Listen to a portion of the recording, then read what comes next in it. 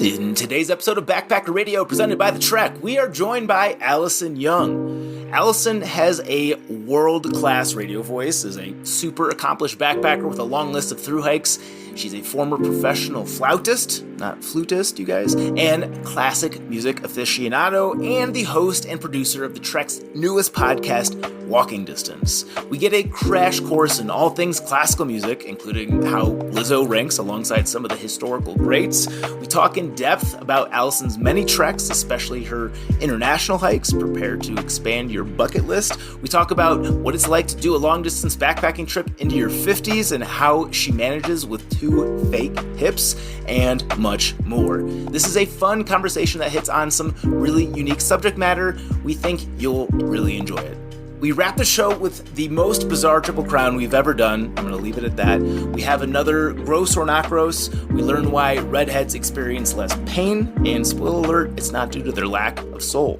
But first, more people than ever are out seeking their next thru-hike, but increased use means more impact and the risk of loving our most loved places to death.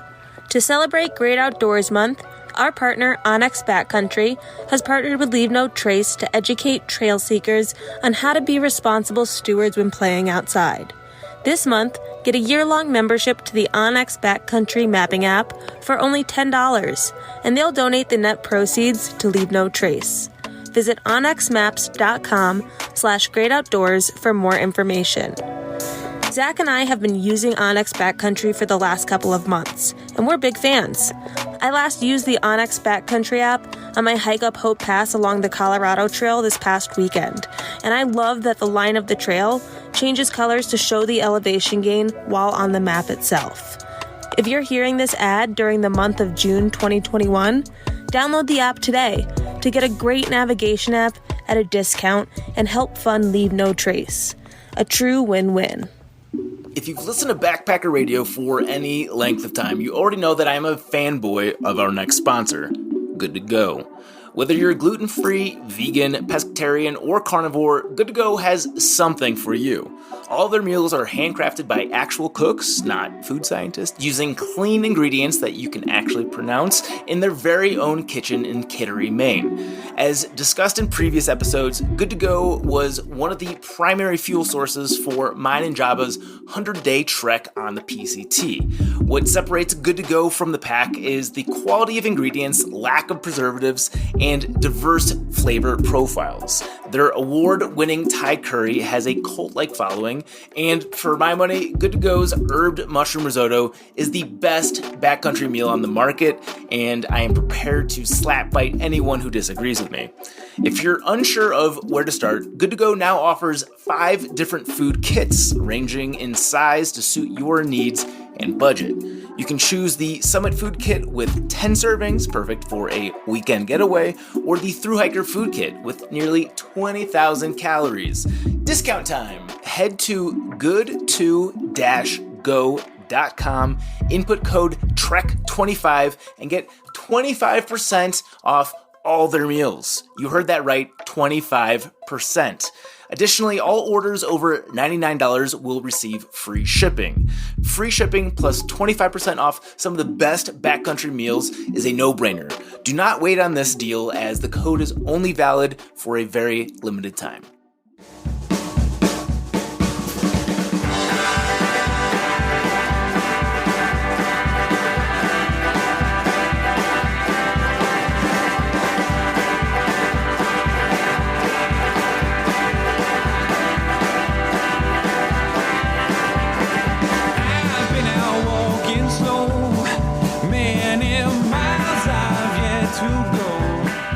Welcome to Backpacker Radio, presented by The Trek, brought to you by Onyx Backcountry. I'm your co-host, Zach Badger Davis, and sitting to my physical right today is... Hi, I'm Juliana Chauncey, a.k.a. Chaunce. Question of the day! Which is easier, eating a little bit or eating nothing? Eating nothing, easy answer. Yeah. Okay, well, we have the same answer. Moving on. This was a very impromptu thing, because I was very hungry before this interview, so I ordered some sushi, and as I was carrying it back, I'm like, so I do want to have dinner after this, because if I eat this entire thing, I'm going to be very lethargic during the conversation. So I can either have a couple of pieces and then put it back, or just save the entire thing and be hungry through the interview. And that's the route that I took, the latter. Interesting. Yeah. I was at King Soopers just before this, and I was looking at the sushi there, and I was going to bring some here. And then I decided I couldn't just eat one or two of them before we pressed record and then look at them for the rest of the episode, so I just didn't buy them. So I think we literally had the same exact sushi problem right before this. Yeah, we're cycling together. That's great. That's very strange. Reminders of any kind. Just another reminder that Chauncey and I, plus Elise, are coming to Wisconsin. Yay, Badgers. In October. Yeah. So if you live in the Midwest and you don't come hang out with the Cinnamon Connection plus Elise, consider yourselves uninvited from our birthday parties. I don't think we'll have the official itinerary ready for this episode, but it'll be coming shortly. So if you're not following us on social medias or all the other places where information happens, please do so. I don't know if we are, but are we saying the dates yet? I think we mentioned it during the previous one, but yes, we will be in the great state of Wisconsin from October 10th through the 17th. So, mosquitoes, if you're listening to this, if you could please leave the state during that time, yes. That would be very appreciated.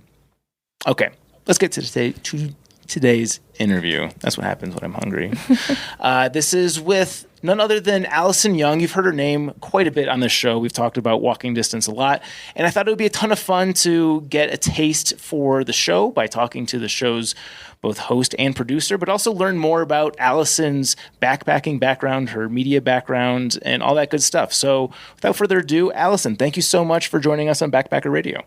Thank you guys for having me on. I was thinking about what I would want to eat if I was on trail, if I would eat a lot or eat a little.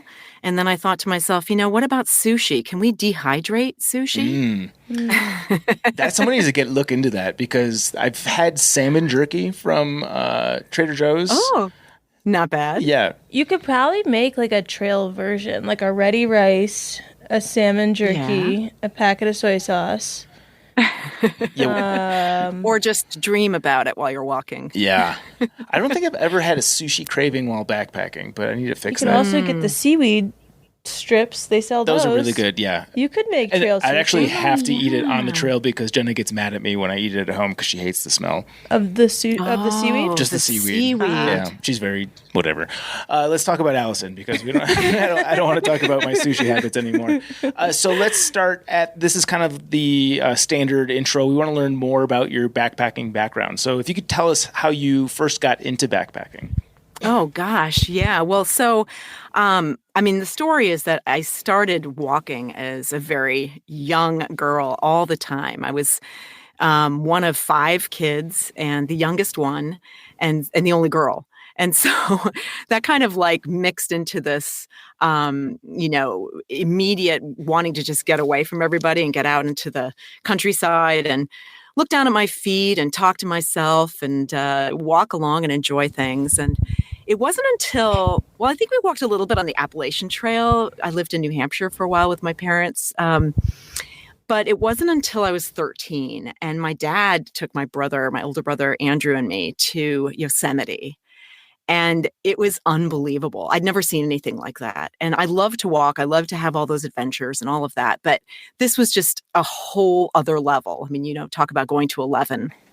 And so anyway, we were out there and we had taken these, kind of day hikes. We went up the falls and, we went up to Glacier Point and, did some hikes around there. And someone told us that you could hike up and camp at Little Yosemite, and then you could climb Half Dome. And this is in the 70s. This is when nobody was really doing it that much. But it was something you could do, and it was kind of cool. But we didn't have backpacks. I think my dad cables? Had there were cables. Okay. This wasn't like the 19th century. I don't have any concept of time. This was the 1970s. So anyway, we went up there, but we didn't. My dad had a day pack.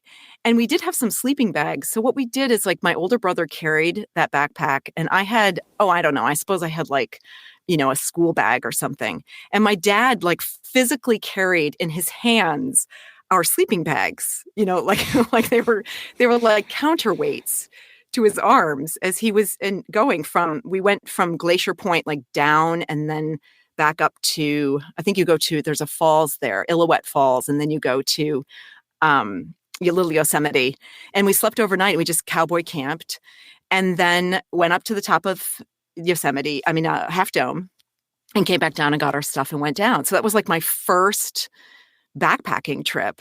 I really didn't carry any weight, which maybe is the best way to do it, right? So you're not, you're not too tired, but it was amazing. And so from there, I just, I always wanted to be outdoors. I always wanted to do backpacking. But I was really taken up with a lot of flute playing. That was my career before I got into radio. And so, I was watching my hands, being careful, always really working a lot. So most of my hiking experience was like when I was going to festivals in the summer or would have time off.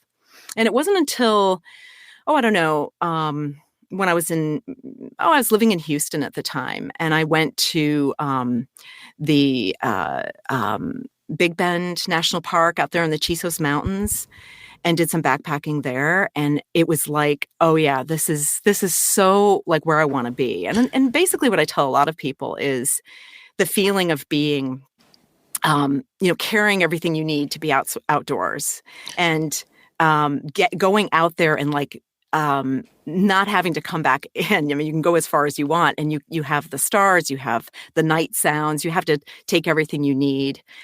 And I just fell in love with it. And then it was like these extreme trips. Like I went to Pakistan and did the Karakoram, basically a backpacking trip. But of course you have guides and stuff. So yeah, it was really from there that was the start. And then it just really started snowballing as I got older.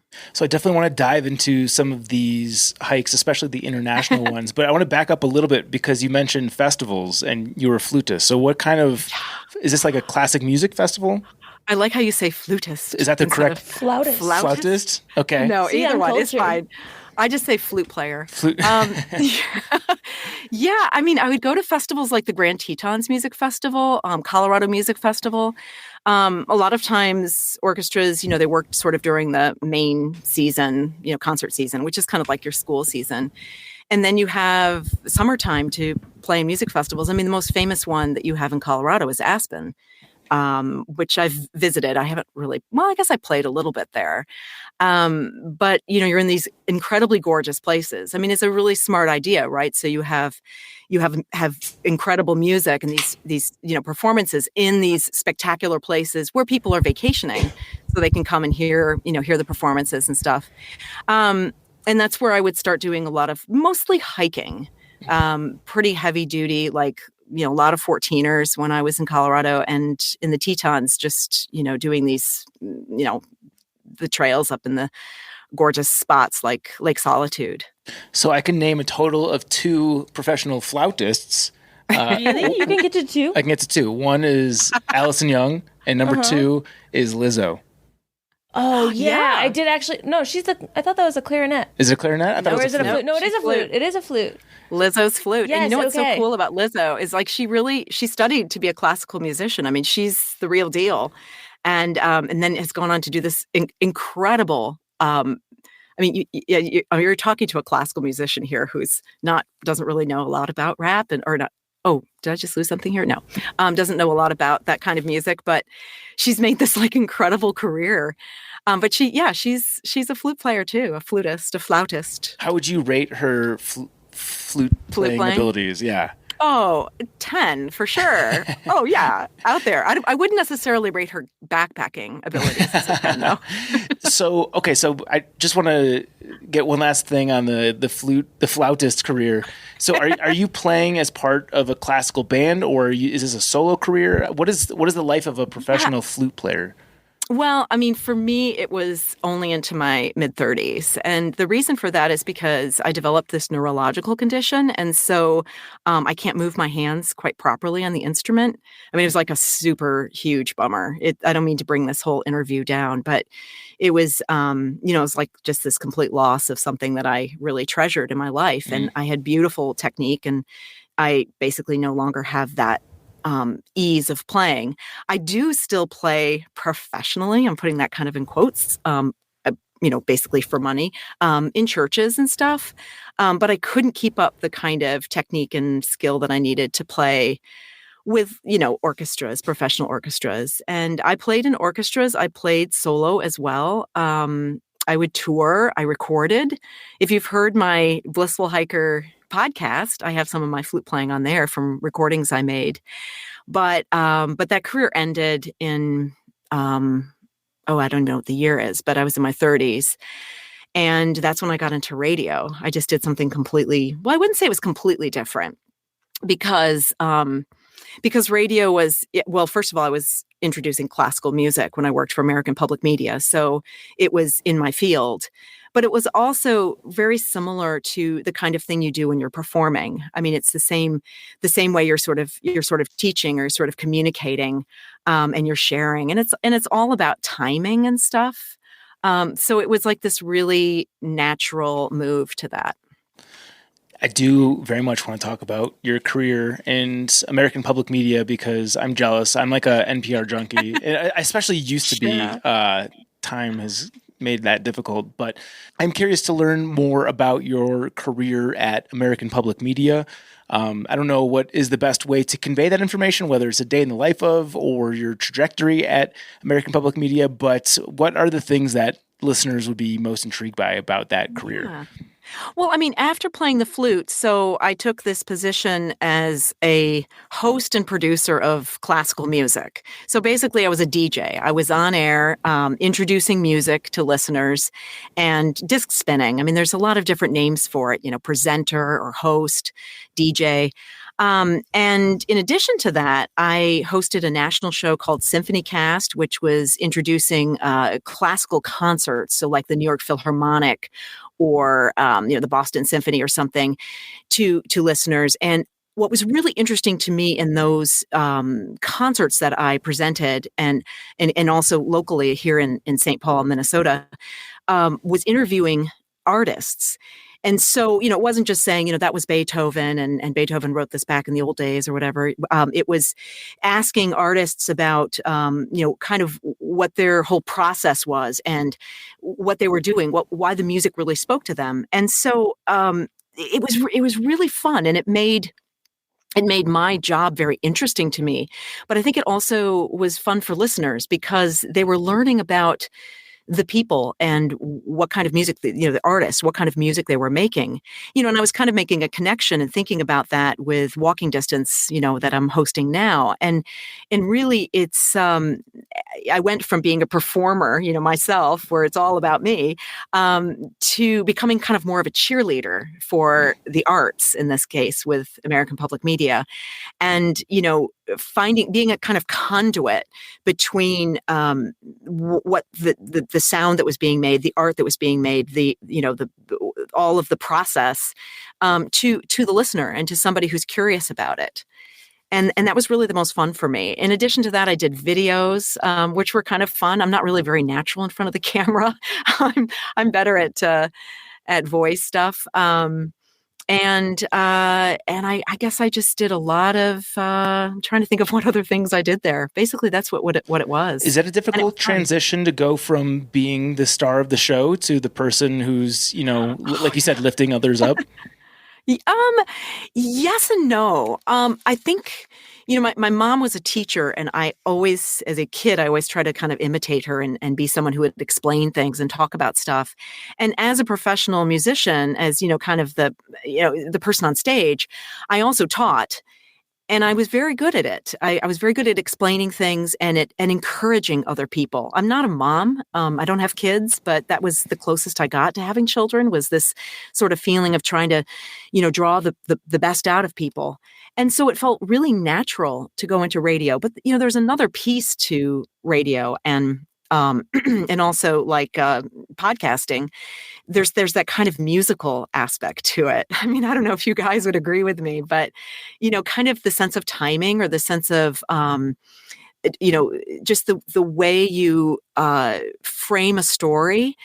All of that is very artistic, is, kind of the only word that comes to mind now, but musical is sort of the sense of it. So, when you're telling a story, although I know I'm rambling right now, but when I try to tell a more concise and more cogent story, I try to think of, the beginning, the middle, and the end, or, the way that you would draw people in and maybe surprise them with something. Yeah. So there, there was just a wonderful connection to that. And of course, I was really surprised because dystonia, which is the name of the condition I have, was so devastating to my life. And it felt like a death. And I didn't think I would ever be involved in music again. And so to go into radio and introduce musical pieces was such a surprise for me, and such a wonderful surprise. It was like a gift. Yeah. Really. I'm not familiar with dystonia. Would you mind explaining that? Yeah, dystonia is a movement disorder, a neurological movement disorder. It's kind of like Parkinson's, except in this case, it's not progressive as far as I know. I've had it for many years now. And there's not really a total understanding of why it occurs, but it often occurs in people who are using very fine motor skills in what they call finite movements. So when you're playing the flute, for instance, you're lifting your fingers in a very specific movement. And it's finite in the sense that it's not like someone is playing baseball or something where things are the motion is larger and has more variables. And it can strike musicians. It hits other people as well with other forms of dystonia, but we call it focal dystonia, or kind of a localized, task specific. And I had no idea. I thought I was just not practicing hard enough, and because my hands were acting funny. And it almost was like Alzheimer's. I literally remember putting my hands on my flute and saying to my friend who was playing next to me, I don't remember where to put my hands. And then it kind of went away. It sort of disappeared, and then it came back. And now, I do a lot of faking it. I can play technical passages and kind of get through them, but not at the kind of precision and the high level that I had as a professional flutist. So I had to let that go. I imagine, sorry, John, you take your question. Okay. Has that affected like backpacking at all? Does it cross over to that? It hasn't. Yeah, and I feel incredibly lucky because it's task specific. So it affects my writing. My writing's horrible. I can't hold a pencil that well, and I'm starting to get some arthritis in my hands too. But it's only really with flute playing. So as far as backpacking goes, there's other issues, but I'm getting old. But I don't have dystonia is not affecting that in any way. I imagine the way that you described it, that probably would give me a lot of anxiety while performing, not knowing if this thing is going to crop up or not. Like just the idea that it would be such a mind fuck for me that I would not be able to withstand that. That's a great word to use, or a phrase. I think I'm going to use it. Yeah, we don't edit quite as much in Backpacker Radio as we do in Walking Distance. Yeah, it was a mind fuck. Yes, it sounds kind of funny coming out of an NPR voice, doesn't it? It sounds soothing. I like it. Say it again. Yeah. So yes. Those years, thankfully it's a long time ago. I'm in my 50s now. It's almost 20 years ago. So that was quite difficult. What's interesting that's happening now, and welcome to your late 50s, is that I have arthritis, and I was backpacking beautifully. I did the PCT in 2019. And I came home and we built this gorgeous studio, which I have. It's a voice studio. So it's for voice tracking, like voiceover and the podcasting. And then COVID hit. And I thought, well, I don't really want to do as many big backpack trips this summer. It's okay. It's time to just be here and focus on my career. And I thought I pulled a muscle in my, kind of in my groin. It was sort of, in my upper leg. And it turned out that I had no more cartilage in my hips at all. None. And it was just like all of a sudden this pain. And so I'm telling you now, this feels like an organ recital, where I'm telling you everything that's wrong with me. But in this last fall, I had to have both my hips replaced. And actually, to be honest with you, it's pretty young. I'm pretty young to have that done, but it's just kind of a genetic thing. And I'm walking great now. So it really works. I'm a great spokesman or spokeswoman for hip replacement. But I would say that that feeling of not being in control of your body, and you're so you've gone so long trusting it. And, to go back to flute playing for a minute, you start playing flute or any instrument when you're a child, very young child. And so you've had this skill and this talent with you almost your entire life. And you get into your adulthood and you just think this is going to go on forever. And sometimes it doesn't. Yeah, no. So your surgeon didn't think that all of your backpacking had contributed to the cartilage? Well, I sat him down. I should have gotten it on tape. I tape everything, right? Because I do. I'm really interested in sound. I said, tell me, what caused this? Is it all of my walking? And he said, no, absolutely not. Huh. You have, a little bit of probably hip dysplasia, but they can't totally tell. It's genetic. My mom, my dad, my brothers, everyone's having their hips wear out, and it sometimes just happens. And he said the best thing for you to do is to walk. Now he did say probably don't run. And his thinking behind that is that this device that's in there can last 30 years. Can you imagine? I'll probably be buried with it. It's going to be in me. And if you want it to last longer, you probably shouldn't run. Now he said, if a grizzly bear is, do run. Run when necessary. Yes. But, like regular pounding. Yeah, no. The older I get, the more I think that probably nobody should run, but that's neither here nor there. That's a whole other discussion. Yeah. I've run one ultra marathon in my life, and I'm so glad I did. And and that's actually an object lesson. The dystonia, the arthritis. If you have a dream to do something, if you're you've been thinking about it and it's been bugging you, and you're like, gosh, I really want to, I don't know, hike this CDT or run an ultra marathon or whatever, you should do it sooner rather than later. Because, shit happens. That is great advice. Yeah, you don't know when the next thing that will come along that will prevent you from living out your dreams. So rework your life so you can execute your dreams ASAP. Yes. Yeah. So I want to go back. This is typical backpacker radio. We're going to go all over the place. You're probably going to be pulling your hair out by the end of this, but I want to. I love it. I want to talk more. I love talking about myself. That's good. We've got a lot of it to go.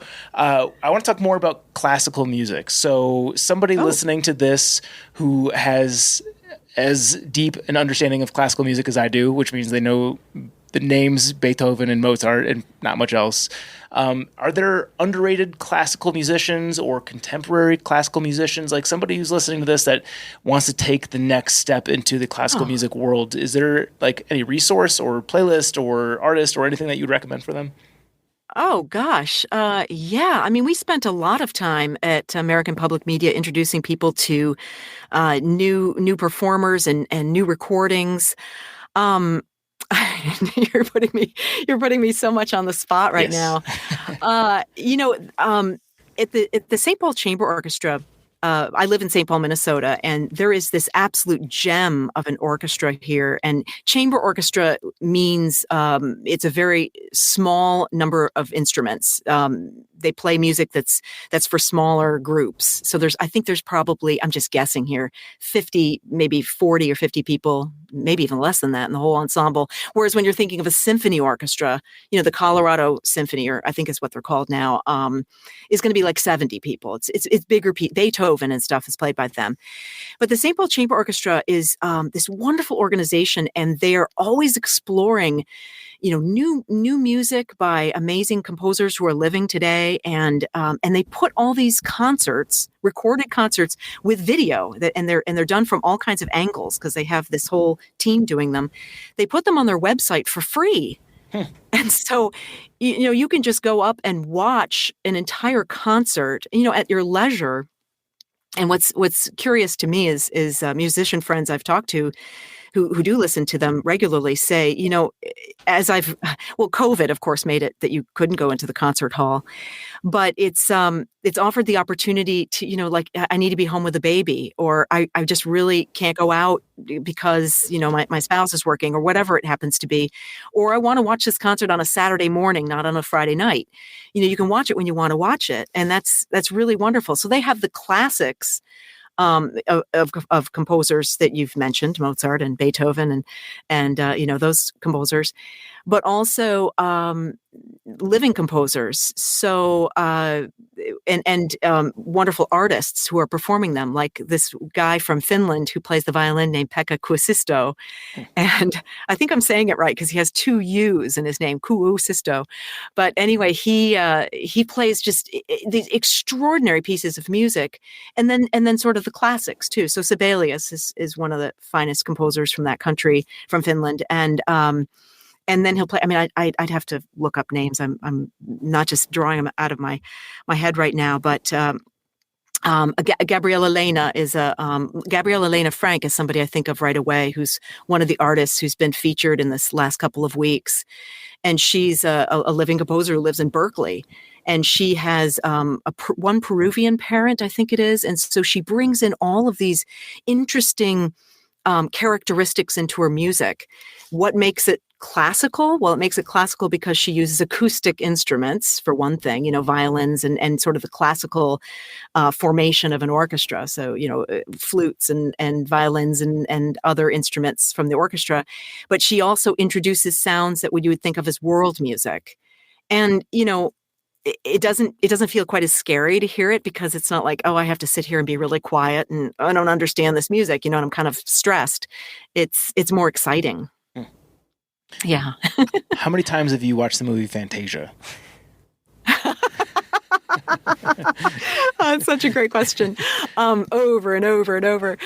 I don't think I could put a number on it, but I love the music from Fantasia. And I think it's where I first heard The Rite of Spring, which is by Igor Stravinsky. And he was writing this music in different meters and different rhythms and very, the word is, I don't think this is very, very politically correct to use the word primitive, but that's the way they described it. It sounded from the earth. It sounded something ancient. And I've performed the piece several times. And after you play it, I mean, all you want to do is have sex. Oh, that kind of primitive. Every time I watch Fantasia, I mean, fantasy is built right into the word. So no, of course, I don't think that the Disney people had that in mind. Yeah, well, some of them had pretty dirty minds. There's a lot of different instances where, in Lion King, when the lion lays down, or when I think Simba lays down, apparently it spells out sex and the dust that kicks up, and there's a lot of different incidents like that. They said something like that about the Aladdin one when they jumped off onto the magic carpet. Yeah. But I had the old VHS, and I played it, and it's got all the songs that before they were rewritten. Yeah. It doesn't have any of that. No. So I'm like, is this just something that the internet made up because they knew no one would check it? I feel like I heard these things before even the internet was, doing its thing. But wow, you're so hip. I'm very old. Yeah. Oh, yeah. You're so old. What does that make me, pal? I guess it's all relative. Next to Chance, I'm old. I'm a fountain of youth. Yeah, there we go. I'm just kidding. So I'm talking on Backpacker Radio about classical music. I mean, what an afternoon. My mom's going to be so happy. Yeah, you are definitely Backpacker Radio's resident classical expert. So I have more questions. And one of them is, if you were forced on a through hike that you could only listen to one classical music song. Oh. Ice Ice Baby or The Safety Dance. I'm going to force you guys to have to, I'll have to send this to you, and I'll almost get teary when I think about this piece of music. And so that you'll have to put it on, or at least put a link or something so people can hear it. Yeah. It's a song by Gustav Mahler, who was an Austrian composer living in the early part of the 20th century. I mean, spanned that time. That's when he worked in Vienna. And he was a conductor and a composer. And he wrote this song where the woman is with orchestra, but she's singing, a solo piece. And she's singing about taking a walk in the morning in the meadow.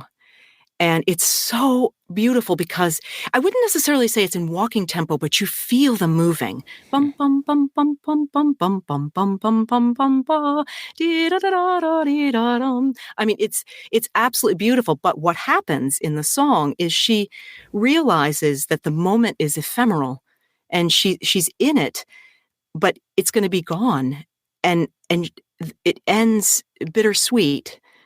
And I think that's how we all feel when we backpack is we're walking through something, especially if you're a through hiker. You may never come back to that place again, ever, except in your dreams. And you the light may be coming in a certain way through the trees, or you've gotten up early enough to have that freshness in the air. Whatever it happens to be, there's something that's so alive in the moment, and it's only going to be right now, and that's it. It's amazing. You talk about classical music the way a sommelier talks about wine. Like, I drink a glass of wine and I'm like, I think this is red. But like, you are able to put a story and a feeling, and it just adds a third and fourth dimension to it. Do you know offhand what the name of that Gustav Mahler song is? I'm going to look it up because it's in German. But I'm going to give that to you. Okay. I don't want to take time from this. Yeah, no rush or pressure. I was just curious. I will find it. Yes, it's from Songs of a Wayfarer, and it's I think it's early one morning or in the morning. Morgen is in it. Morgen is morning in German. And the greatest performance of all time is Anna-Sophie von Otter with the National German Radio Symphony Orchestra. I was going to try to play it on YouTube, but it looks like I wonder if... Yeah. Oh, I don't know if they have that one. Yeah. But it's so good. And I'll tell you this: when I walked the PCT, I was in. Oh, where's that spot? It's kind of near. It's in the middle of the state, and there's this wonderful resort, and everybody comes off ginormous climb down to these lakes, and then you come there, and a whole lot of us were hanging out. And there were 4 of us gals talking, and 3 out of the 4 of us don't use headphones. And the 4th gal was like, "What? Are you guys crazy? You're purists." I mean, she couldn't believe it. And the 3 of us, I mean, we weren't hiking together. We were just kind of talking about this, and said that we're so into the sound and the moment of the experience. We don't want to spoil it with anything. And so we don't listen to music, and we certainly don't listen to podcasts or sorry guys, or like books on tape or anything like that. We're sort of in our own heads. I mean, maybe we're a little loony, but the fact is that I have so much music at the library in my head that I can kind of conjure it up if I want to put the CD on or whatever, play it. I'm kind of listening to it, and I've been known to march down the trail singing something like could be, who knows, there's something due any day, right away, or whatever. I don't know the words, but anyway, from West Side Story. I mean, that's kind of classical music. Yeah. I wonder if that's a distinct trait of someone who's very musical. Like, you can recite music in your own head to the point where it's essentially like you're listening to it, because I don't have that ability. Like, no. I don't remember words to songs. I'll get a song stuck in my head and it repeats the same 5 words maybe over and over and over until I literally go nuts. Until you need a podcast to get you out of the straitjacket. I think if you play it one time, then you can get it out and then you can move on. But then just another one gets stuck in, and you can't get the whole way through. Like an earworm. Exactly. Yes. Exactly. Okay. Well, thank you for the run through on classical music. You're definitely the reigning expert here for all things classical. Again, like I said, we're meandering all over the place, but I do want to talk about some of your treks, especially some of these international ones are very interesting. Yeah. So we tell us about the Drakensberg Traverse. The Drakensberg Traverse. I knew it. Yep. That was... that's probably the most badass trip I've ever taken. I did go with somebody else, which was probably wise. And it was actually suggested to me by a friend. We met on the John Muir Trail, and he's English, but works for a company in, I don't know, Germany or something like that has offices and or customers, I don't know, all over the country, all over the world, and has been several times to South Africa. And he ran, there's a big ultra marathon there, not the Commodore, it's something like that. And he ran that, and it goes up into these incredible mountains, and they're an escarpment. So it's kind of somewhat flat. I mean, relatively on top, and then this sort of, huge cliffs. And he'd explored it a lot. I mean, ran and he visited and everything. And it was kind of his dream to do this traverse. And he asked his friend to go, and his friend had no interest. And I was like, I want to go. Let's go check it out. But there's not really a trail per se. I mean, there's some trails that get you up there, and you actually leave South Africa and go into the country of Lesotho. So you're in this small inner country, and it's probably the wildest place I've ever been. There's no flight pattern over this place. So there's absolutely no sound except natural sounds. I don't know if you've ever been anywhere like that. I've been to South Africa, but definitely not that part. It's near, it's kind of near Durban. Okay. I did, but you come into Lesotho. Yeah, the only time we left the coast was to go to a safari, so that's the extent of my understanding. But that sounds pretty nice. It wasn't bad. It wasn't bad. It wasn't necessarily backpacking related. Was there any standout wildlife on that trek?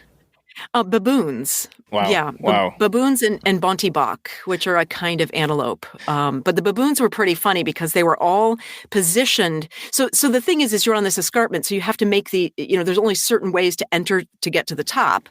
And sometimes you would be going along that, and we got a GPS breadcrumb and kind of figured out our way. There's no trees. There's nothing up there. It's just this grassland. I've never seen anything or heard anything. I mean, the silence and the Milky Way. It was glorious. But you'd come along to a place that could be an exit, and they're very those are well marked on maps because they're trails that come into those places from the people that live in Lesotho. I guess the Lesothians. I don't know what they're called, but they would come in and go down to the villages and stuff, and the baboons would all hang out there. I mean, it's kind of like bears in a way that they're waiting for you to turn your back on your food. Yeah. Do they get aggressive? Because the little bit that I knew was they were very adamant about not feeding the baboons because they will fight each other to the death for whatever food you give them. Oh gosh. Yeah. No, we didn't have any problems with them. I mean, you just kind of avoided them. Yeah. So there was no problem, but that was really incredible. You go in the middle of winter because it's the driest time, and of course I think it gets very hot in the summer, but they have these like spectacular lightning storms. And so January was the best time to go. And it was, that's not winter. I'm sorry. It was June. It was their winter and our summer. You go in June, and it was absolutely clear, crystal clear for the 2 weeks it took us to walk the traverse.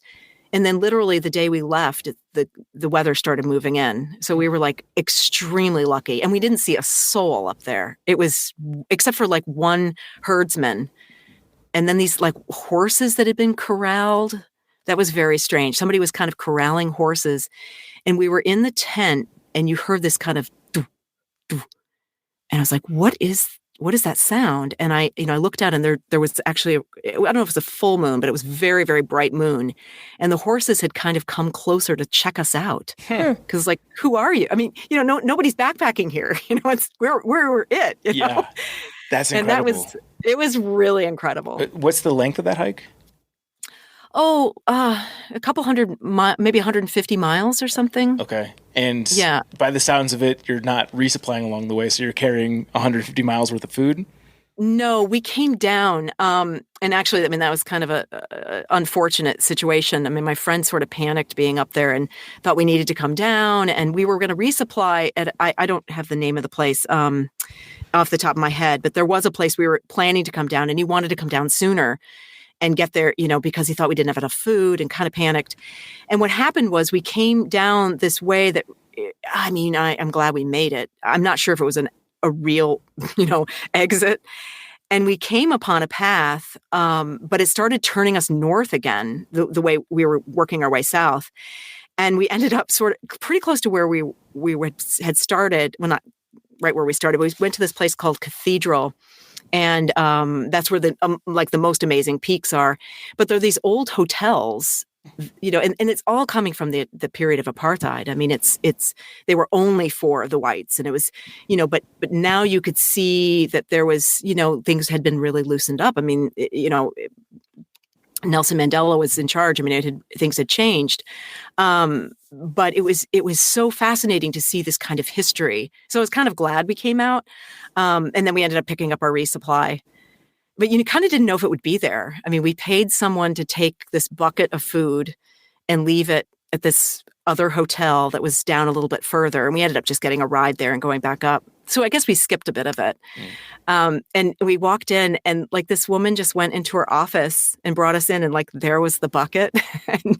and you like weren't sure, if it would be there. I mean, that happens on any through hike, but this one was particularly nerve-wracking. Yeah.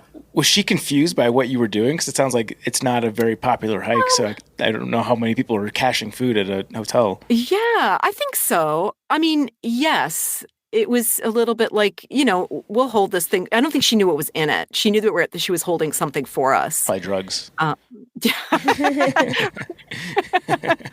Right. Just my bucket of drugs. You don't mind holding on to that for a bit, right? I'll be back I know. for it. Yeah. Well, the bucket thing was because of after the John Muir Trail, you used the VVR. Have you ever done the John Muir Trail? Via the PCT, yes. I did it last August. And did you leave food or send food to the VVR? No, resort? we were being a little COVID conscious, so we only did one resupply in Mammoth that a friend brought us. Oh, you came out. Oh, right. Mm-hmm. Okay.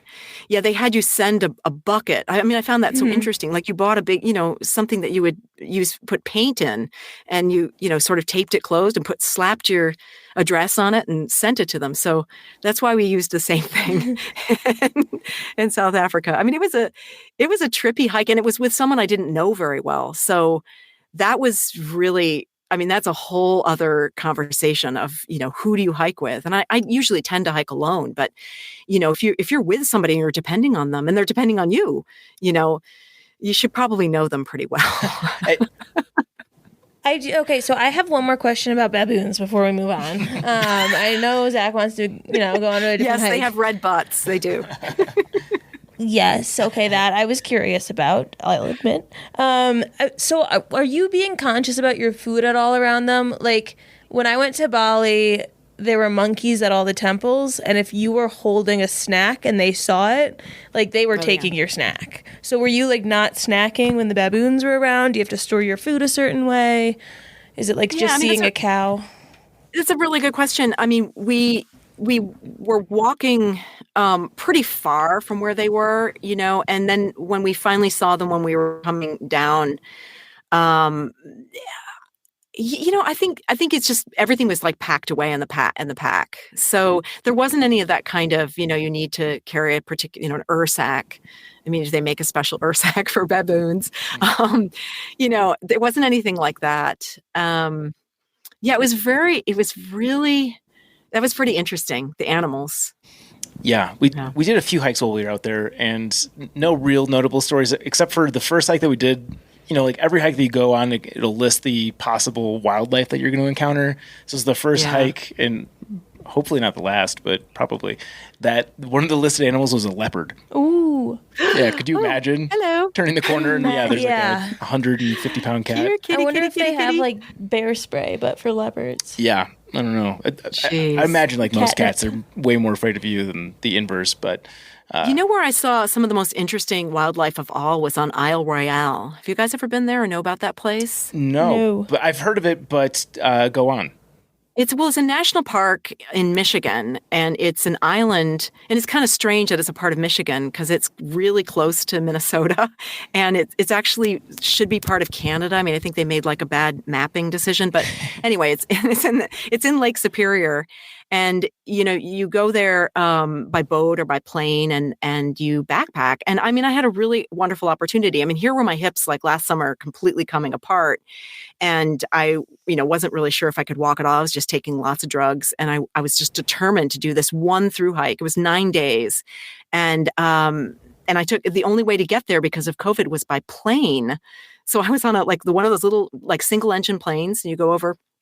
And it's boreal forest, so it's it has the lot of hemlock and spruce and pine trees, and rock, just gorgeous shoreline. but people backpack it. But it's one of the only places where the moose population is just burgeoning. And there's this kind of interesting, they've done this study for, decades of the wolf and the moose relationship, because there's also a wolf pack there. And what's happened is that the wolf pack kind of got smaller, so they had to actually introduce them, and they're messing with the whole natural system. But the upshot of it is I saw so many animals. I saw a moose like up close that I've never have in any trail. I mean, you sometimes would see them like walking way down there, in the marsh from, you're on the mountaintop. But I was just kind of, walking along, and I just would turn to the right, and like, there he is, maybe 20 feet away. And you're like, okay, and they're huge and they're dangerous, but you just kind of walk quietly by. So I saw moose, I saw lots and lots of wolf footprints and scat. Otters just swimming. I mean, it was so wonderful. I love otters. So yeah, I mean, it was really, really special. And I guess unless you go to Alaska, I don't know if you get that kind of intensity of like just packed wildlife. Yeah. How are you sleeping knowing that there's wolves around you? Well, or does this go back to the bucket of drugs? Bucket of drugs. That certainly probably helps. Wolves are not. I mean, they're not known to attack human beings. I've watched Beauty and the Beast. They get vicious. Yeah, I mean, there was that one time, right? Yeah. In that cartoon. There's Little Red Riding Hood, and then see, that's another. I think I don't know. I didn't. The times that I feel unsafe are. Oh, I don't know. I mean, I haven't gone in much grizzly. I have not backpacked in grizzly territory, and I'm going to be in like 3 weeks. Yep. And I think that's, and you hear that I don't know if there's been anything like recently, but there have been some grizzly bear attacks intense. Porta potties too. Yeah. There actually was one. This was a recent news story that we featured in Trek Propaganda. I'm actually blanking on where it was, in Wyoming somewhere. Grizzly? Yeah. Yes, but not they weren't in their tent. He was outside. No. Yeah. Yeah. No. Yeah. So it's not like you're sleeping and they just come along and. Yeah. No. Statistically, you're probably more likely to name anything like a tree fall on you, and not to put bad thoughts into your head. Let's think of something that doesn't happen on the trail. A refrigerator falls on you. What's the protocol if you see a wolf? Like, what are you supposed to do? Like, let's say instead of seeing a bear, I see a wolf. That's a great question, because on Isle Royale, they give you this whole long, talk before you go out. And there were so few people because of COVID, and you had to, fly, and there's not as many seats and all that. So I had the ranger all to myself, and she was just lovely. And she gave me all this information. And the main thing she said is, if you see a wolf, like, make sure you write everything down, you note it, you tell us where and when, and because. And I thought, what if you see a wolf, take detailed notes. That's the response. Like, I'm just trying to like keep clean shorts. That's my only goal. I mean, exactly. Wolf is approaching. Wolf is going faster. Ooh, there are one, two, so every three time teeth. I saw I would see poop, and I would take pictures diligently, and and then when I would hear them, I would tell them, and they were very curious. But I don't think they were so concerned. I don't think a wolf. I mean, a wolf pack is they do not want to be near humans, and they have this huge island. I mean, the interesting information that they give you about Isle Royale is, to stay on the trails. And this isn't because, you're going to cut trail and you're going to, cause erosion. It's because the brush is so thick. You won't see the wolves. I know. You'll be swallowed. I mean, you'll be lost forever. And so people, I mean, I do think that people some people, do the whatever you call that, like stealth camping. I don't think they call it that. You actually have to register to stealth camp, believe it or not. But they weren't allowing that during COVID because they really wanted to know where everyone was because they were so understaffed. But yeah, I mean, it's super thick. So these wolves have, this enormous territory with no roads and nobody's there. And then they have, and the I think it's the only national park that closes in the winter. So it's also, completely available to them. It was a really interesting hike. I definitely think it's worth checking out if you're going to do a shortish backpack trip. What's the distance? Is to go there. What's that? The distance?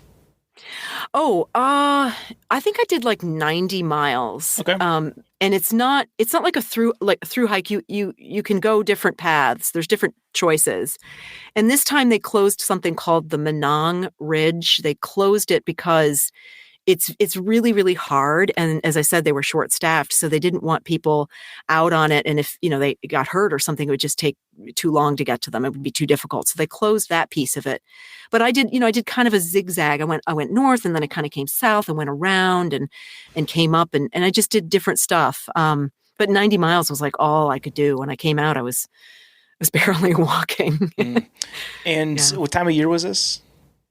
I went in the fall. So I was there in late September, and it was still really pretty warm. I mean, I had some pretty wild thunderstorms, and Lake Superior is unbelievable. I mean, it's a huge, it's like an inland ocean. It's massive and has wild weather and big waves and, the whole thing. So it's really cool. How are the mosquitoes? That's what I was going to ask.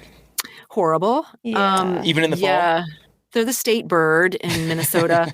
I mean, so it's funny. There's another little hike I did. So these were like my two little short through hikes that I did before I had my hips replaced. I did the Kekakabik, which is a portion of the North Country Trail, and it goes from Ely, Minnesota to the Gunflint Trail. So it's right on the border of Canada, and it's in the Boundary Waters. So most people paddle in there, but it's really interesting to hike it. It's beautiful. And I went in the fall, and somebody just put up on Facebook, and it's just like, I'm going to go, and it's going to be so great. And it's like, are you crazy? Right now is the time. It's like black flies are worse than mosquitoes, actually. They're just, I don't know that DEET necessarily I think it tracks them. I mean, yeah. Everyone that I talk to that has spent time in Maine in like May and June say that you don't even think about mosquitoes during black fly season. Like black flies are 10 times worse. And they're so, yeah. And they like drill into you. You get like this kind of welt that lasts, a long time. They get a scar. I mean, it's horrible. So yeah, that's one of the problems of Minnesota is very, very beautiful, but you probably have to get one of those suits, with the mesh, and you look kind of like the Michelin Man in a kind of, I don't know, soft fabric. Yeah. I'm picturing Andrew Skirka right now with the way you're describing. I don't know why. He's just always in a bug suit. He reminds you of the Michelin Man? Well, yeah. Big fat Andrew Skirka. Everyone knows that. Pronounce the name of that region again. The Kekakabik? Yes. Okay. I was going to ask because I'm like, is this a typo, or are there that many k-k-k-k-ks? Yeah. I feel like you have to be like a freestyle rapper to say that properly. It's a fun word. That's right. Yeah, that is. Minnehaha and Kekakabik. Yeah. Yeah, and it's the trails that we have here, kind of the main one is the Superior Hiking Trail, which, is gorgeous. And that's a really wonderful through hike to do because you're so close to cities or not cities, but towns and roads. And you can get out and resupply pretty easily, but you still get a wonderful, backcountry experience. And then it goes to the border route, which is also another beautiful. And then I just wanted to do more. But the Kekakabik's a pain in the butt because it's far and you're dropped off. I mean, I have this lovely husband. He's my best trail angel in the world. He drove me all the way up, all the way up Lake Superior, almost to Canada.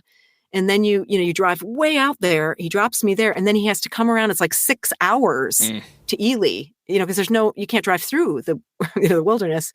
And picks me up on the other side. And meanwhile, it takes me 3.5 days to walk it. Yeah. So it's like really puts it in perspective. Yeah. It's a bit of a pain. Yeah. So I actually did want to ask more about the border route trail because you had that listed on your website. Is that something that people through hike? Oh yeah, for sure. I mean, I did it with a friend, and we did it as like one hike, and it was really fun, and we had a great time, and it was enough. We went pretty slow. It was like 4.5, 5 days. But I think the thing that most people are doing now is figuring out a way to be dropped off at Ely and walk all of it. So you'd walk the Kekakabik, the border route, then the Superior Hiking Trail, and it drops you off south of Duluth. So you're, and that's, I don't know, 450 miles or something. It's significant. And then you just do them all at once. I did them in these pieces because I live here, right? So I did that kind of section hiking thing. And even the Superior Hiking Trail I did in sections over the 12 years or whatever I've lived here, 14 years I've lived here. And you can't even remember like which parts you haven't done or which parts you have, because I'm not that organized. So it's kind of better to just do it all at once, I think. And does your husband ever backpack with you, or is he just strictly trail angel? We're going to just keep him a trail angel. No, he does. He does backpack with me. He did a week of the Colorado Trail and like the hardest part, because we started in Durango and came the other way. Ooh. So you're at 12,000 feet, like blink twice and you're above tree level. And I get really bad altitude sickness. So I had to go super slow, and he has asthma. So it's like we kind of balanced and it was wonderful. And the one thing that's really great about Richard and backpacking is he like has this wonderful sense of humor and this wonderful way of just like dealing, with everything and just enjoying it and making it fun, even when it's like pissing down rain and you have black flies or whatever. So he's like a wonderful companion. He just doesn't want to be out there as long as I do. And, he doesn't want to crap in the woods for more than a week. Yeah. But we went to Patagonia. We did the Torres del Paine in Chile. Yeah. That was so great. And that's really challenging because you get wild weather.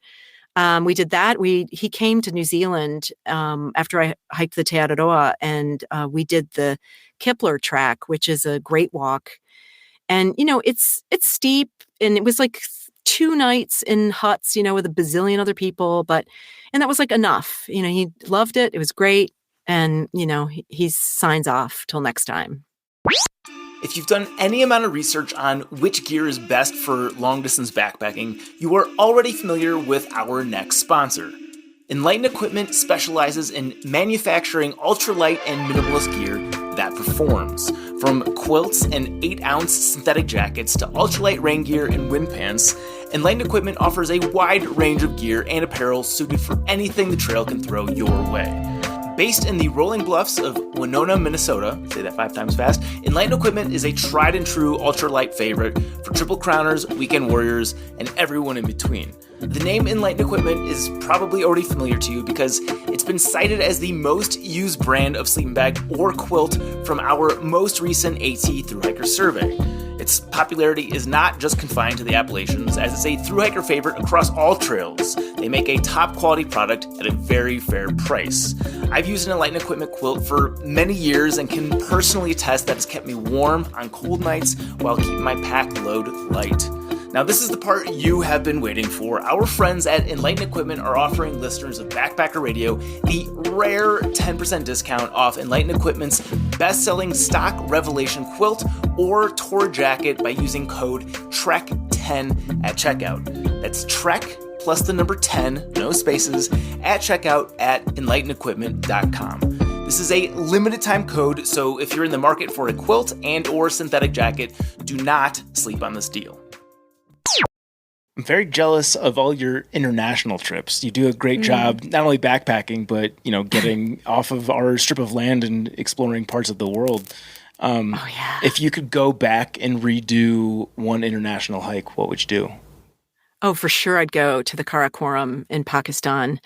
That is one of the most extraordinary places in the world. It's where K2 is. And Concordia is like the name of this intersection of glaciers where I guess the largest concentration of 8,000 meter peaks are. So K2 being one of them. That 8,000 meters is what, like 25,000 feet or something. Yeah. So K2 is one of them. And then, Masherbrunn, Gasherbrum, I don't know all the names, Broad Peak. And your trek is up the Braldu River and then on the Baltoro Glacier. And I went to the base camp of K2. And I did this in the 90s. My dad was a foreign service officer and living in Islamabad. And he's like, what are you doing this summer? And I said, nothing. I don't know why. I think I didn't have a music festival or something, or I gave it up. And I went for 2 months to Pakistan. It was unbelievable. And it was a really interesting time to be there too. I mean, it's way before 9/11. It's just a really different, a different era. And I took a month of that time to go to K2. And that was just extraordinary. And I think, it's really different from Nepal because there's all these hardships. I mean, especially for a single woman, it's a Muslim country, and, there's some expectations, and, and there's a lot of danger just inherently because of the different tribes that are up there. And also natural, danger. I mean, you're walking on a glacier. There was that was probably the most exciting thing I've ever done, was go there. And there was this river we crossed stupidly, late in the day when the water's really getting high because of the glacier melting. And they had all of these porters holding a rope. And you just our guide took my boots and just threw them across the river. And I thought, if they fall in, I'd have nothing to walk with. And then I held onto the rope and just walked. I'm not really sure why I walked in bare feet. It's not the smartest thing. But I held and walked across.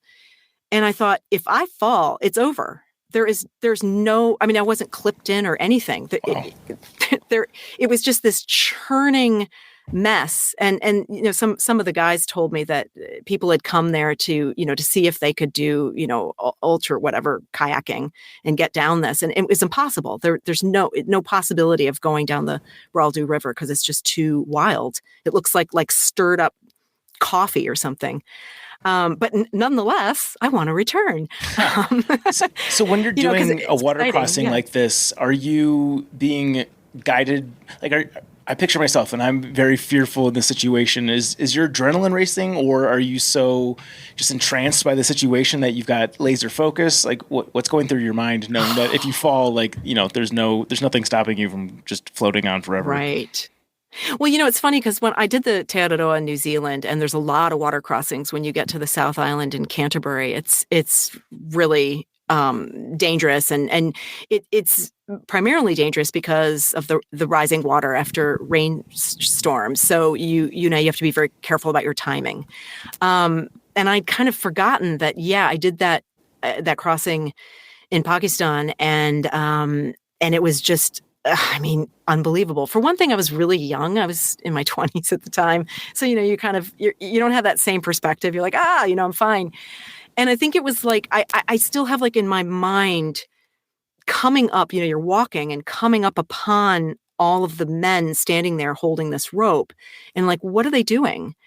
And I remember taking my camera out, in these days it's, it's like a film camera. So you're setting it up, and this one man said to me, no photos. And I thought, what? Is this secret? What's the deal?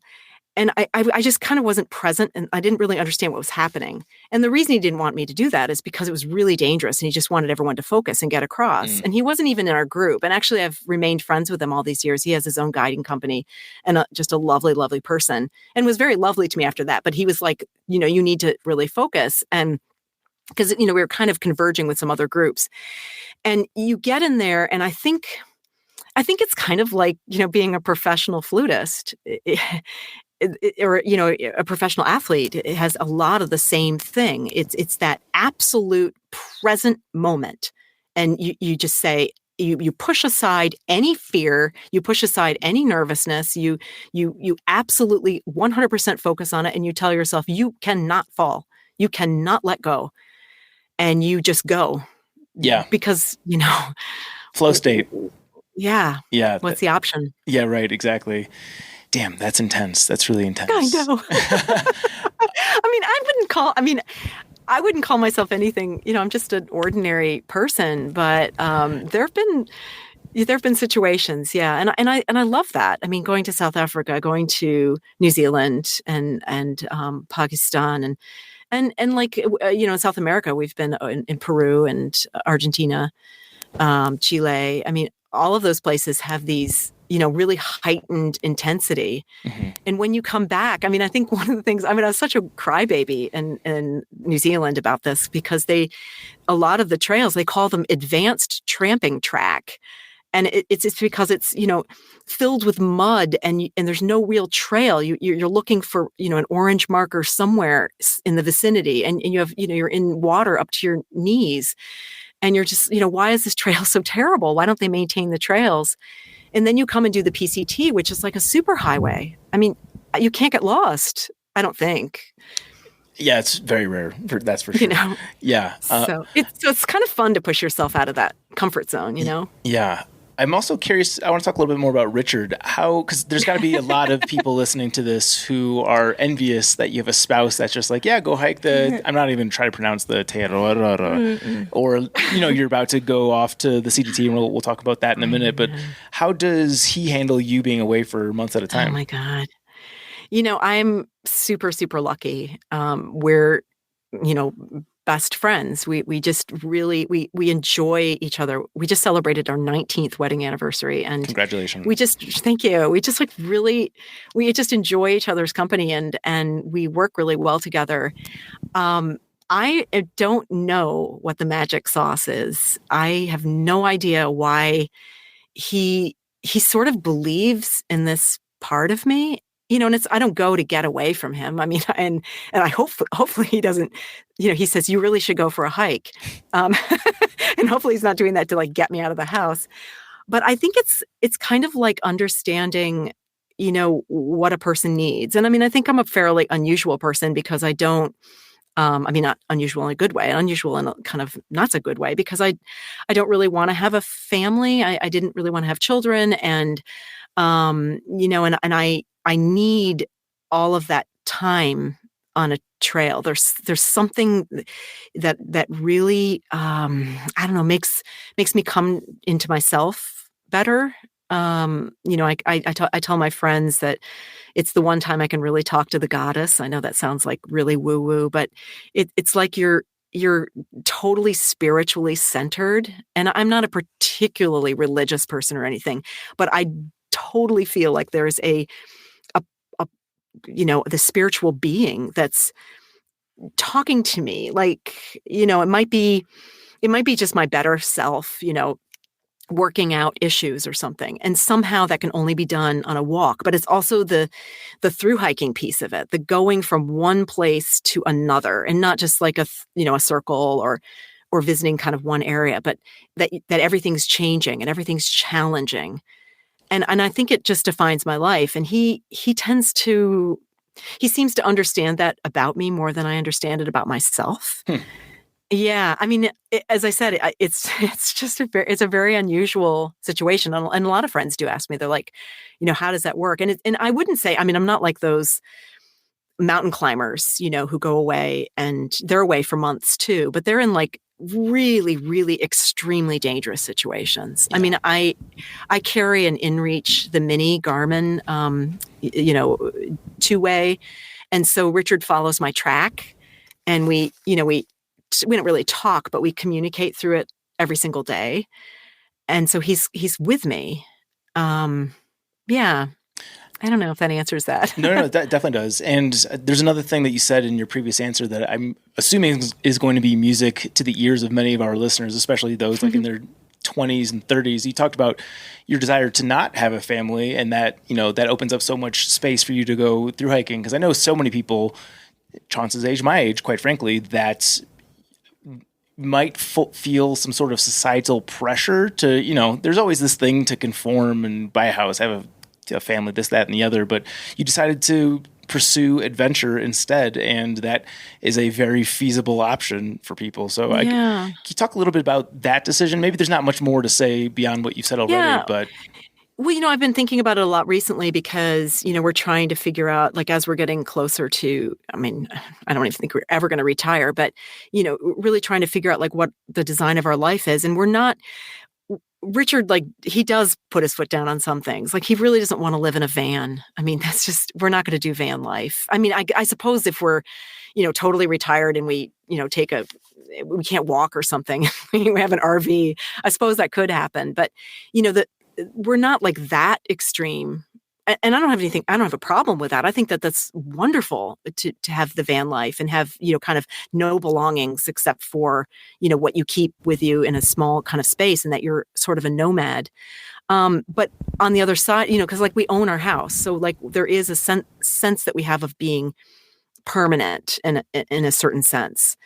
But we're also not like with the family, and we're not like tied to that kind of those parameters, I guess I would say.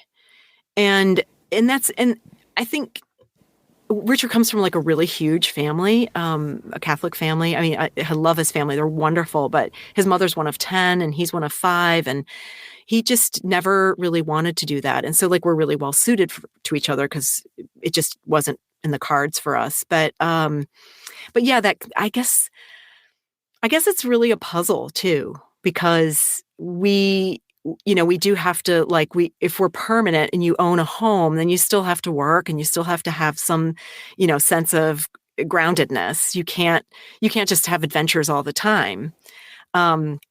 But we don't want to have adventures all the time, I don't think. Yeah. I don't know. Yeah, no, that makes perfect sense. Yeah. I do want to get to some more of the particulars of walking distance, but before we get there, I also want to talk about another hike that was listed on your website, which is the GR5. Oh, the GR5. Yeah. Oh, that was such a great hike. I think I learned about it when I tried to climb Aconcagua, which is the highest mountain in the Western Hemisphere in Argentina. It's the only time in my life I've ever done anything kind of where it's, that group assault of a big mountain.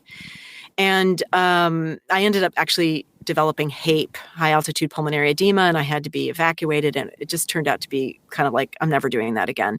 But I think it was the guide who mentioned hiking in France. And I'd never even heard of it. I didn't even really know about those. Like they number the hikes. And so GR stands for Grande Randonnée, which is like the large walk or grand route.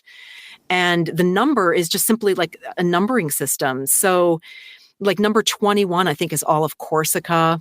And that's supposed to be insanely difficult too, from what that's supposed to be insanely difficult. Yeah. And then there's one that's the Pyrenees. I don't remember the number. That's on my list of things to do, but there's only so much time, right? Yeah. But the GR5 just seemed really interesting to me. And I had studied French. So like to get ready for it, I planned what I was going to take and all that kind of stuff. But most of the preparation I did was just reviewing French so I could speak the language.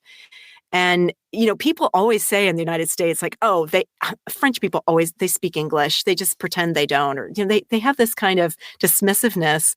And I'm like, that's actually not true at all. People in the provinces don't learn English in school, like not to a really high degree. Like they probably know some phrases and words, but you couldn't carry on like a really deep conversation.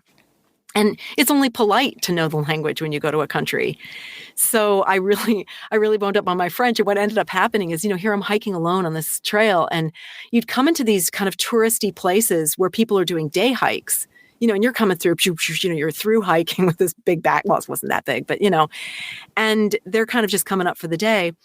And, bonjour, madame, there's always this. And then these women of a certain age would start talking to me in my completely broken, horrible French. And they would just always be like, would you like to come and have a drink with us? Would you have lunch with us? I mean, I was like, I don't know, they were very attracted to who I was. This was a while ago. I think it was like 8 years ago or something. But this, kind of middle-aged single woman tramping through their countryside. But it is a very cool hike. And you go from really, really wet northern part of the Alps near Geneva, where it's just so humid. I remember if I left the door of my tent open, my sleeping bag was just soaked. I mean, I had to keep everything closed up. And then you get into a much drier region, and the food was amazing. The people were amazing. Sometimes I had a couple of experiences that weren't so amazing, but it was glorious. I've got so much FOMO right now. Yeah. The Tour de Mont Blanc was on my yeah. bucket list for last year, and then last year happened, so that'll be lingering for quite a while. I know a similar region, obviously. Yes, and the Gers5 does a bit of the Tour de Mont Blanc. You walk with it, with them for a while, and you're near it. Yeah, it's cool. So another thing, you mentioned that you're in your 50s now. I'm curious. We do have some older. How old? When's my birthday? Yeah, when's your birthday? What Social Security number? What president was alive when you were born? No. Do you have advice for somebody that is maybe looking to break into backpacking? That's not the stereotypical, 20-something-year-old looking to walk thousands of miles. Oh, for sure. Walk a lot. Walk everywhere. I mean, I think that's really. The greatest thing that happened when we used to live in Houston and we moved to Minnesota from there, and we live in a neighborhood in St. Paul that's all walking everywhere. And we changed our life to start walking to work. In fact, we actually bought our house because it's fairly close to downtown St. Paul. And it just kind of changed the sense of where you could go. And that's why I love the title of our podcast, Walking Distance, because, things you can walk to a lot of things and there's so much empowerment in that. But if you're thinking of breaking into backpacking, I mean, you want to, first get used to walking, get used to hiking and then start small, start with you're thinking, I want to be out overnight, one night, maybe go with a friend the first time who knows a little bit more, or go, with a trip that's planned. REI does stuff like that, or we have all kinds of here. We have the Rovers, and they plan trips all the time. From very advanced things that are expensive, and then not such big things like going on the Superior Hiking Trail for 2 nights.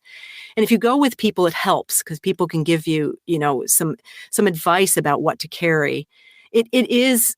There is kind of a steep learning curve because, you have to, not so much learning curve, but the cost of gear can get crazy. And if you start going online, I mean, there's just, you go down these rabbit holes. Of course, I have my gear list up, but a lot of the gear I buy is expensive because it's very lightweight. So it's, it's oftentimes good to go to a place where you can maybe rent or borrow and start with it and just see what it feels like, especially if you're with somebody who knows and they can make sure that you have a warm enough bag or you have a, comfortable enough mat or whatever it happens to be. But yeah, just that's what I would say is think about a place you want to go and just kind of break into it and don't feel like you have to be perfect. I mean, you may be thinking, people of a certain age, we start to look ridiculous when we're starting something new. We look funny because we're a little overweight or something. And then the hip belt doesn't quite fit or whatever it is. We don't look as cute, don't look like the Patagonia ads, but who cares, right? In your 50s, you start to not care anymore and just be out there. And that's actually kind of the freedom of it is to, be yourself. Yeah. Do you do any exercise to supplement the backpacking, like yoga or strength training or anything like that? Oh, yeah, for sure. So I just did a podcast on my personal podcast about getting in shape. I do a 2-minute plank every single morning. Wow. That's my... I'm shaking at a minute. 2 minutes. When I do a minute-long plank, I'm shaking. I feel like we're at similar plank levels. We should plank off. Yeah, plank off. We can hold our mics while we do it. Yeah. Planking is the best overall exercise of anything. And you have to work up to 2 minutes. But yeah, we should have a little contest, Zach. Yeah. Well, you're definitely ahead, which is... that's, everything comes from your core is kind of my theory. That your strength, your power, your balance, and, as we get older, there's some things we can't stop with aging. There's nothing I could have done about, losing cartilage in my hips, but we can, stave off some bad postures and stuff like that. With planking, I do hot yoga. I usually only do it in the winter time because it's really, really cold here in Minnesota. And yoga is amazing. It's really good for, for balance and strength and all of those things, but also for focus, which is, really important. I walk a lot, I bike. And I just actually heard, I hope he's not listening to this show. I just heard Andrew Skirka do something and he said, "Oh, don't do biking." And I thought, what? He's a freak athlete. I'm not sure he's the person I would turn to just because like he's superhuman. Yeah. He's superhuman. Right. And he talks about running and I really can't run anymore. Biking's amazing for like pretty much everything because it's, doesn't put any stress on your joints or, and it's low impact. And so you're really working, the big parts of your legs, which, when you backpack, I mean, I know that like the shoulders and everything get tired. Yes, I do some like weight training and stuff like that. But I think the most important thing is like being really strong in your core and strong in your legs. Yeah. That's great advice. The core strength is definitely like that's the foundation for all movement, basically. And if you're trying to stave off injury, a strong core is huge. Yeah. And like Richard does the 2-minute plank with me too, but he like goes down and he'll do like I did 40 seconds and he stops and then he like might come back in. So it's not like you don't have to do 2 minutes. You can do, a little bit. Yeah. No, I was doing a lot of planking for, believe it or not, my ACL rehab. I'm not sure why that factored into it. I guess like you do need some stiff leg strength to make it happen. But yeah, the core strength was definitely huge. Like the quads. Yeah. It gets your quads too. So I definitely want to talk about walking distance. So someone who's been listening to Backpacker Radio in the last 2 months, they're probably ready to punch me in the face because I've talked about it quite a bit. But if you wouldn't mind just giving us the kind of overview for what the show is.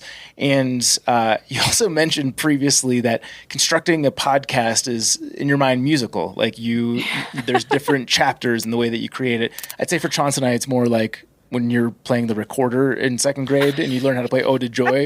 It's a different kind of music. Yeah, that's the song that we're creating. So with your background in media, again, I'm stacking questions. I apologize. But talk through your process for outlining a show, because I'm sure there's a lot of people listening to this that would like to get into podcasting on their own. So I think if you could relay something about your method, that would definitely be valuable insight.